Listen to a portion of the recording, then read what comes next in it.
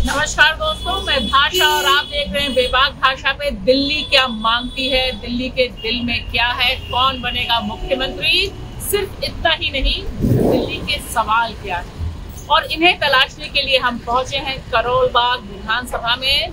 एक ऐसी विधानसभा जहां आम आदमी पार्टी का विधायक है, कड़ी टक्कर बताई जा रही है, और इस विधानसभा के जो बुनियादी सवाल हैं क्या वे राष्ट्रीय सवालों से मिलते हैं, क्या टकराते हैं। करोल बाग विधानसभा के सवाल देश की पॉलिटिक्स से, और किस तरह से करोल बाग या देश की राजधानी दिल्ली का मतदाता सोच रहा है, क्या उसके दिल में सुलग रहा है, टटोलेंगे। और अपनी पूरी टीम के साथ, जिसमें राज वाल्मीकि हैं और कैमरे और एडिटिंग पर हैं पवन आर। दोस्तों नमस्कार। सर्दी के इस मौसम में देश की राजधानी दिल्ली में चुनावी सरगर्मी है। देखना ये है कि दिल्ली किसके सर पर रखती है मुख्यमंत्री का ताज। आइए आज हम जानते हैं बेबाक भाषा के माध्यम से कि मतदाताओं का किस तरह का रुझान है। आज हम खड़े हैं करोल बाग विधानसभा में, करोल बाग के देवनगर क्षेत्र में, और यहाँ के मतदाता किस तरह का रुझान रखते हैं इसके बारे में बात करेंगे।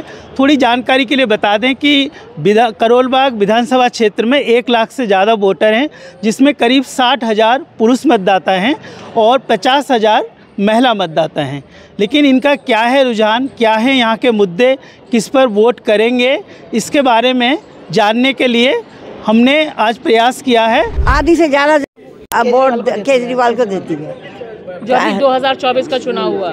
हाँ, और मैंने मेरी काम वाली से, मेट वाली से, ड्राइवर से, सबसे पूछा, कहता हम तो आम पार्टी को दे के आए।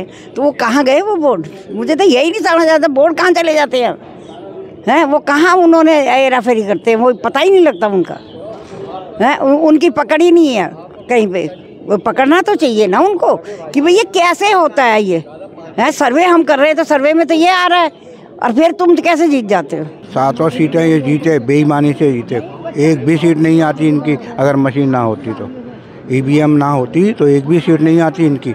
इस बार क्या होगा विधानसभा में? अब ये हमने तो ईवीएम के खिलाफ तमाम प्रदर्शन किया, जंतर मंतर पर गिरफ्तारी दी है, असर ही नहीं होता। हटाओ ईवीएम मशीन। और इन्होंने अभी तैयारी कर लिया बीजेपी वालों ने, पता है फिर जीतेंगे ये। क्यों जीतेंगे? ईवीएम का घोटाला, और दूसरा जो है वोटर लिस्ट से तमाम वोटर काट दिए हैं इन्होंने।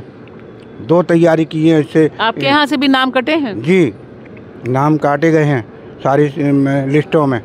तो इनका जीतने का तरीका है बेईमान है। देखिए सही पूछें, पूरे देश पर मोदी जी ने पहले तो उस देश पर कब्जा किया, सारी बहुमूल्य सीटों पर उनके आदमी बैठे हैं। जब उसके आदमी बैठे तो उसको डर ही नहीं किसी बात का, उसको किसी बात का डर नहीं है। उसका पूरे देश पे कब्जा है, पूरा देश बेच रहा है। चाहे देश का चुनाव हो या दिल्ली का चुनाव, जो है वो ख़ास मुद्दे जो हमारे जीवन को अफेक्ट करते हैं, जिसमें शिक्षा है, रोजगार है, स्वास्थ्य है, इन मूलभूत मुद्दों को इतना तवज्जो नहीं देते हैं। कुछ कुछ मुद्दों पे देते हैं, जैसे अब थोड़ा सा आम आदमी पार्टी ने स्वास्थ्य के मामले में कुछ किया है, थोड़ा सा एजुकेशन के मामले में भी किया, बेहतर किया है पहले से, जो कि पूरे इंडिया के मॉडल से थोड़ा अलग है। तो मेरा तो अपना ये मानना है कि अगर हम जागरूक होंगे तो हम इन विषयों पे बात करेंगे, वरना तो कावड़ ढोने पर और कुंभ के ऊपर हमारे इलेक्शन लड़े जाते हैं। आपका कहना है कि मोहल्ला क्लिनिक से कोई फ़ायदा नहीं हुआ? मोहल्ला क्लिनिक से कोई फ़ायदा नहीं है। पहले दिल्ली में एमसीडी की अपनी डिस्पेंसरी होती थी, उसके अंदर 7 कर्मचारी काम करते थे। आप भी पुरानी दिल्ली, नई दिल्ली की एमसीडी की डिस्पेंसरी जाके चेक करिए, सब खंडित पड़ी है। वहाँ कोई डॉक्टर नहीं है, तो वहाँ नर्स बैठी हैं, जो छोटे छोटे कर्मचारी वहाँ काम कर रहे हैं। दिल्ली में कम से 200-250 एमसीडी की डिस्पेंसरी हैं, सब खंडित पड़ी हैं। जो दिल्ली सरकार ने जो बनाई वो पैसा वेस्ट किया। सिर्फ एमसीडी की जो डिस्पेंसरी थी उसका नाम चेंज करके इन्हें क्लिनिक के नाम से पैसा बर्बाद किया गया। रही टीचरों की बात, जो कहते हैं दिल्ली सरकार ने स्कूल बनाया, सिर्फ बिल्डिंग बनाई है, स्कूल नहीं बनाया है। आप बताइए कितने टीचरों की भर्ती करी उसमें, कितने कर्मचारी स्कूल में रखे गए हैं परमानेंट। टीचरों का ट्रांसफर के लिए भी 2-3 लाख रुपए की भ्रष्टाचार चल रहा है। 2 साल से एमसीडी में केजरीवाल की सरकार आई है, उससे पहले बीजेपी की और कांग्रेस जी की सरकार थी। कांग्रेस के टाइम पे ही डिस्पेंसरी आती है और कांग्रेस के टाइम पे ही बुनियादी सुविधा मिली थी।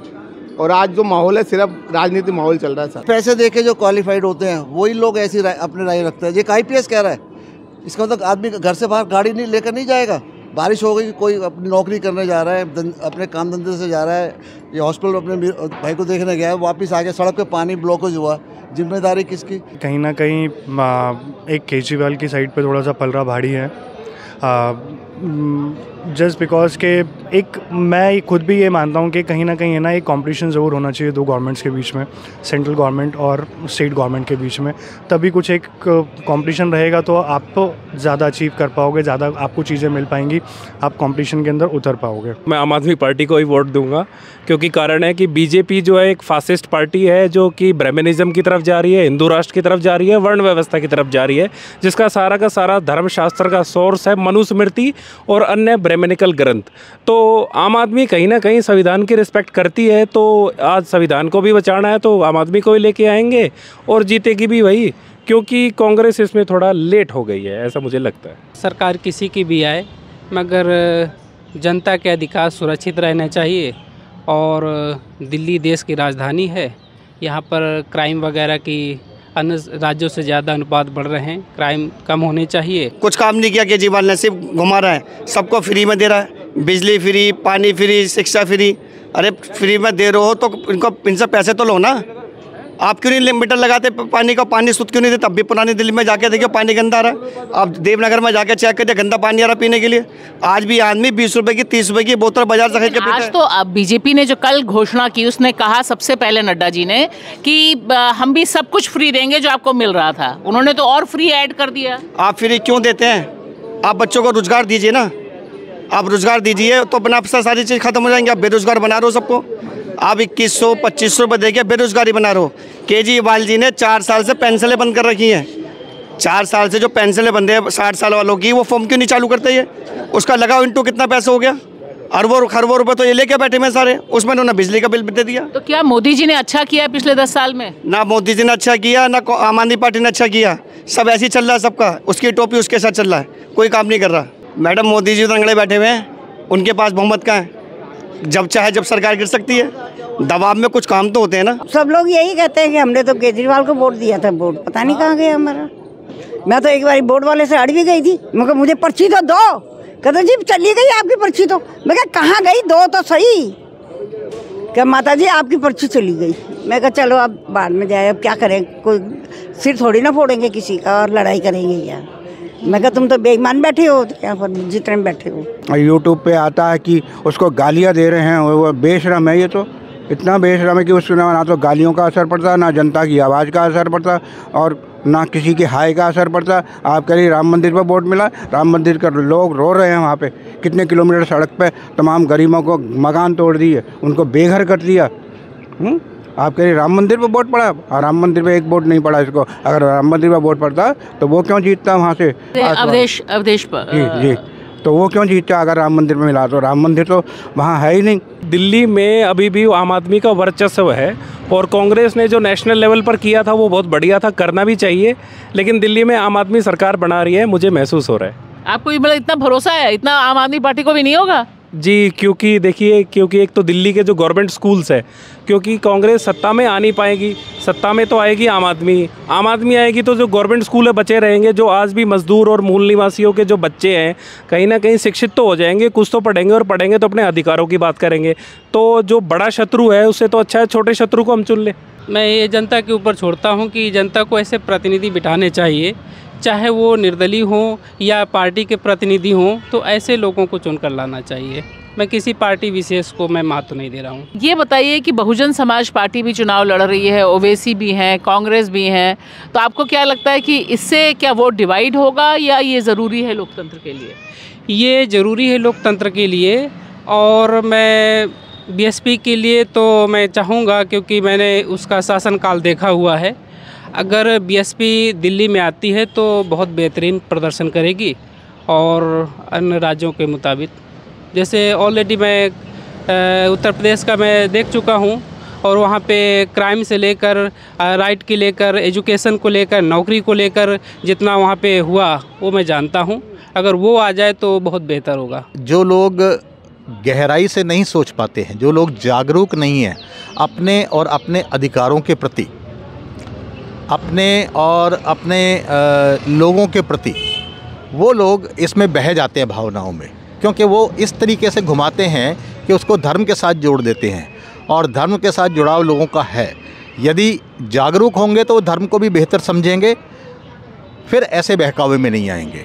तो इसमें दो राय नहीं, इसका असर पड़ता है, लेकिन अब ये धीरे धीरे कम होता जा रहा है असर। जो चोर है उसको तो फ्री में चीज़ मिलनी चाहिए, और जो पढ़ा लिखा आदमी वो कहेगा सबसे पहला अधिकार शिक्षा होनी चाहिए, और हमें वो रोज़गार मिलना चाहिए, साथ में हेल्थ भी ठीक होनी चाहिए। अब मैं कह रहा हूँ पीछे 15 साल बीजेपी रही, आप सड़कों पे कितना बुरा हाल है, 5-5 मंजिल के मकान बन गए, कोई पूछने वाला ही नहीं है। इस बार तो कुछ और ही दिख रहा है, 3 पार्टियों में से 3 में से 1, 2, 3 कौन सी जाएगी ये पता ही नहीं लगेगा। क्यों कि तीनों के अंदर कंपटीशन बराबर है। वो कहता मैं जीतूंगा, वो कहता मैं जीतूंगा, वो कहता मैं जीतूंगा। वो तो जनता जिताएगी ना, जनता करेगी ना उनका। जनता में तो हम सभी हैं। क्या यहाँ आपके यहाँ मूड क्या लग रहा है? हमारा तो मूड वही है, केजरीवाल को देंगे हम तो वोट। केजरीवाल ने क्या अच्छा किया? वैसे तो देखो मेरी बात सुनो, कोई पार्टी आएगी, कोई भी अपने हिसाब से वो करती है काम, तो करती है, ऐसी बात नहीं है। पर ये है ना, जो ये मोदी जी ने तो कुछ भी नहीं करा हमारे लिए, कुछ भी नहीं करा एससीओ के लिए, कुछ भी। मैं लिख के दे सकती हूँ, कुछ भी नहीं करा। वो तो करेंगे इनको गुलाम बढ़ा दो सबको, जब ये हमसे ऊपर ना जाए कोई भी है। पढ़ाई में उन्होंने स्कूल बंद कर दिए हैं, पढ़ाई उनको कॉलेज कोई खोली नहीं है, कोई स्कूल नहीं खोला, कोई कॉलेज नहीं खोली, किसी बच्चे के लिए कोई मेडिकल के लिए कोई सुविधा नहीं है। क्या करा है उन्होंने, ये बता दो कि ये करा, ये बता दो। केजरीवाल ने थोड़ा बहुत तो करा है भाई, ज़्यादा नहीं हो सका, थोड़ा बहुत तो करा ही है जनता के लिए है। जैसे अब ये मैं तो एक बात जानती हूँ कि जो बेचारी गरीब औरतें हैं मेट हैं, जो काम करने जाती हैं, झाड़ू पोछा देने जाती है, तो अगर उनका अगर किराया माफ़ भी कर दिया तो क्या डीटीसी वालों अपने पल्ले से दे रहे हैं? हमारे इनकम टैक्स से तो दे रहे हैं ना वो पैसे है। जो यहाँ के विधायक हैं वो जेब। और दिल्ली में क्या होगा आपके हिसाब से? पार्टी की टक्कर चलेगी इस बार, बीजेपी कुछ करेगी। लेकिन यहाँ आप कह रहे हैं कि इन्होंने काम किया है, उस पर वोट मिल जाएगा उनको। मैं तो जानती हूँ कि केजरीवाल ही जीतेगा यहाँ से, झाड़ू वाला ही, क्योंकि यहाँ झाड़ू वालों को बहुत वोट दिए जाते हैं। लेकिन ये बैलेट पेपर, ये क्या कहते हैं उसको, ईवीएम मशीन के थ्रू ये बीजेपी जीत जाती है। ये ख़त्म होना चाहिए, बैलेट पेपर होना चाहिए पहले की तरह, जैसे होता था ना पहले। लेकिन केजरीवाल तो 2 बार ईवीएम से ही तो आए। ईवीएम से आए हैं, लेकिन बेईमानी तो करते हैं ना बीजेपी वाले। यहाँ तो हाँ, दिल्ली में तो अभी 7 सीटें कैसे मिल गई? मैंने खुद केजरीवाल को वोट दिया, जिससे पूछा मैंने वही केजरीवाल को वोट देता है। जो कहता है हमने केजरीवाल को दिया, तो ये कैसे आ गया? 7 सीटें कैसे मिल गई दिल्ली से इसको? ये भी तो हो सकता है कि लोगों ने राम मंदिर के नाम पे वोट दिया और मोदी जी को। नहीं, राम मंदिर का ऐसा कोई वो नहीं है, कोई मुद्दा नहीं है। केजरीवाल जो है उसने अधिक संख्यक लोग महिलाओं के लिए काम किया है। देखिए, बस फ्री कर दी, राशन दे रहा है, पेंशन दे रहा है, बिजली पानी फ्री कर रहा है, तो जो गरीबों को मिल रहा है उससे तो उनको बहुत सहारा लगता है। इसने तो, मोदी ने तो और उनका छीना है, नोटबंदी। तो राशन फ्री दे रहे हैं और कल कहा कि हम 2 गैस का सिलेंडर भी फ्री देंगे। ऐसा है, अगर वो फ्री दे रहा है ना, पहले 15 लाख दिलवा दो जी, हमारे 15 लाख कर्जा है उस पर। बेसिकली उन्होंने एजुकेशन के ऊपर जो थोड़ा काम किया है वो अच्छा, मुझे सराहनीय लगा। फिर साथ में मोहल्ला क्लिनिक वगैरह के ऊपर जो काम है, तो एक आम आदमी की रीच के अंदर पहुंच रही है वो चीज़ें।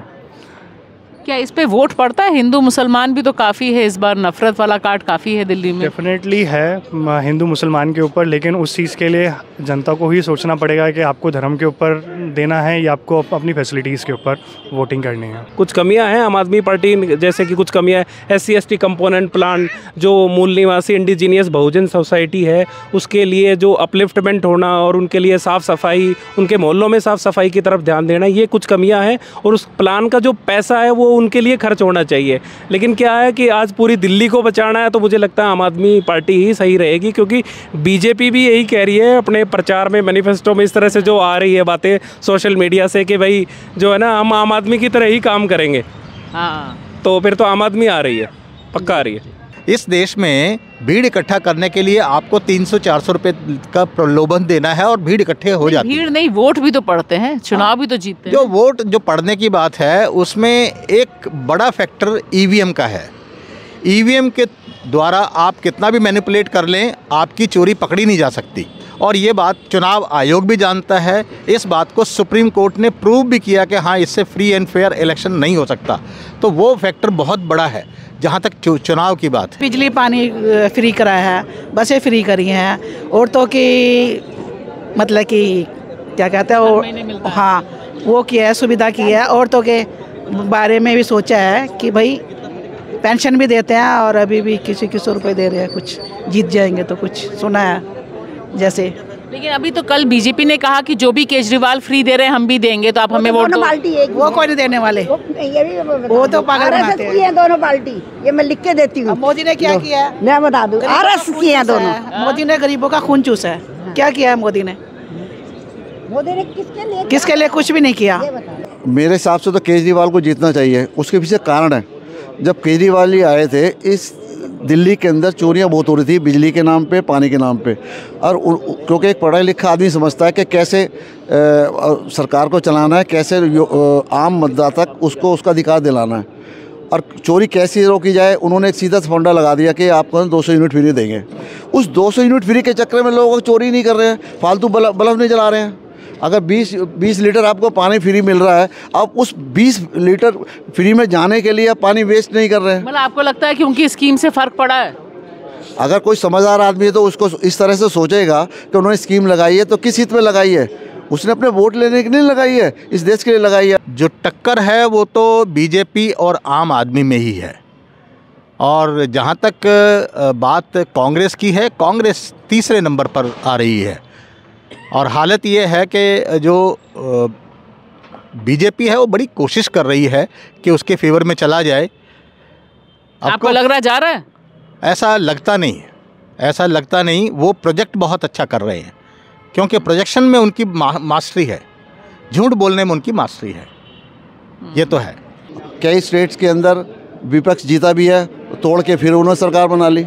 तो धर्म तो नंगा हो गया ना अपने आप ही, कुछ पूछे है ही नहीं। जहाँ तक धर्म की बात है, धर्म के नाम पे हिंदुओं को डराया जा रहा है। हम 75% इस देश में नागरिक हैं, 25% मुसलमान हैं, 1.5% सिख है। सिख तो नहीं डर रहे, हमें जबरदस्ती डराया जा रहा है। मिनिस्टर हमारे, फौज हमारी, सरकारें हमारी, गवर्नर हमारे, प्राइम मिनिस्टर हमारे, फिर हम क्यों डरे? 75% लोग शिक्षा की बात नहीं करते इसलिए। लेकिन डर तो गए हैं ना, तभी तो वोट पड़ रहा है।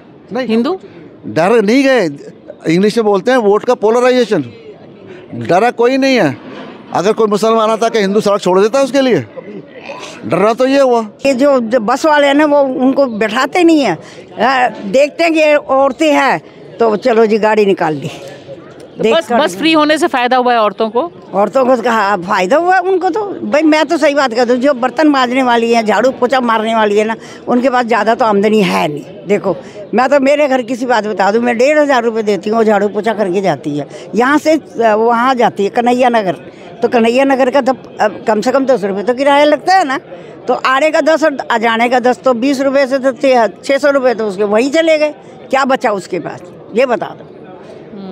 तो अगर फ्री हो गया तो ये बताओ कि बस वालों को क्या ऑब्जेक्शन है, क्या तकलीफ है? तुम्हें तो बस तो ले जानी है, रोड तो तुम्हारे है ही, रोड तो तुम्हारे ही है। किसी को अपनी जेब से जो भी है डेवलपमेंट होना चाहिए, चाहे कोई भी गवर्नमेंट करे। मैं कांग्रेसवादी नहीं हूँ, मैं बीजेपी वादी नहीं हूँ, मैं आम आदमी वाला नहीं हूँ।